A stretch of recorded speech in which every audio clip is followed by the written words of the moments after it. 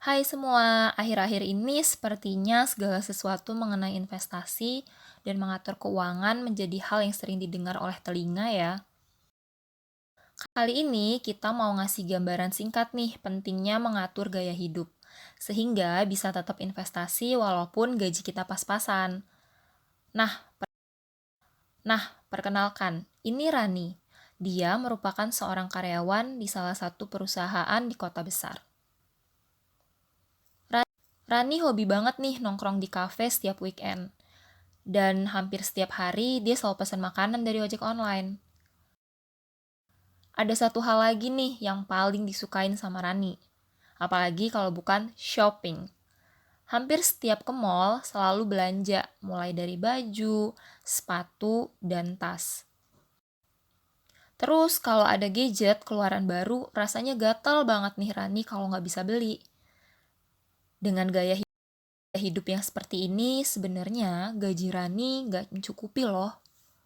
Kita julid sebentar nih ya. Gaji Rani itu sekitar 6,5 juta per bulannya.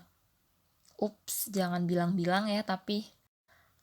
Nah, kartu kredit lah menjadi jalan ninjanya si Rani. Setiap habis gajian, baru beberapa minggu, kok seperti udah habis aja gitu. Ya gimana enggak, uangnya udah kepotong untuk bayar kartu kredit duluan. Kalau ini namanya Tia. Dia merupakan seorang karyawan di kota besar juga, sama halnya dengan Rani. Terus penghasilan Tia sebulan emangnya berapa? Penghasilan Tia sama kok dengan Rani, 6,5 juta per bulannya. Tapi tahu nggak, Tia masih bisa nabung dan investasi loh setiap bulannya. Beda dengan Rani, Tia jarang banget nongkrong di kafe atau shopping kesana kemari. Ya, sesekali sih Tia masih nongkrong di kafe sama teman-temannya. Atau sekedar beli pakaian yang emang lagi dibutuhkan. Dia juga nggak kepanasan kalau misalnya ada gadget keluaran baru. Mendingan uangnya untuk investasi daripada hanya untuk beli gadget yang nilainya akan semakin menurun. Emang bisa ya gaji 6,5 juta nabung dan investasi padahal hidup di kota besar?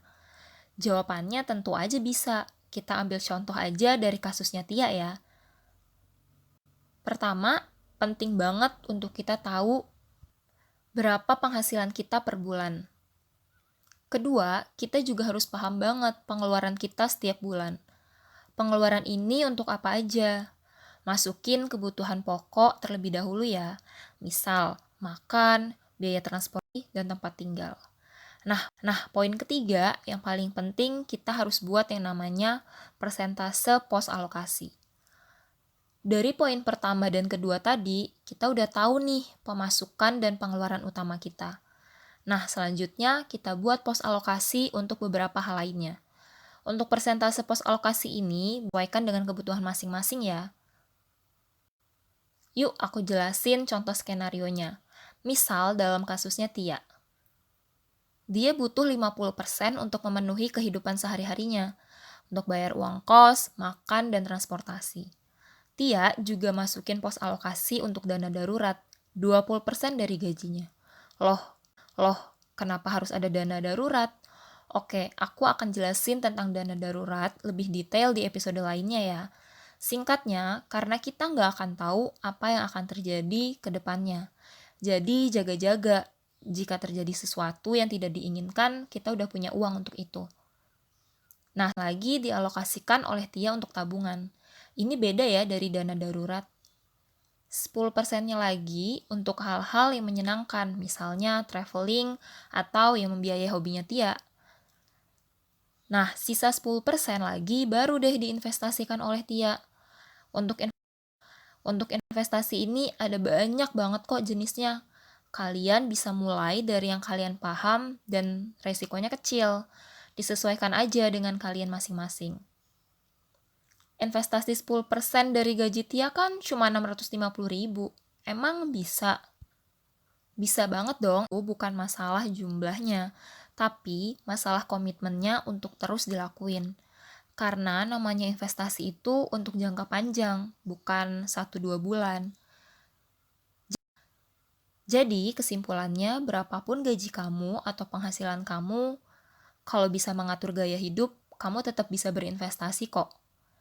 Untuk alokasinya disesuaikan aja dengan kebutuhan kalian masing-masing.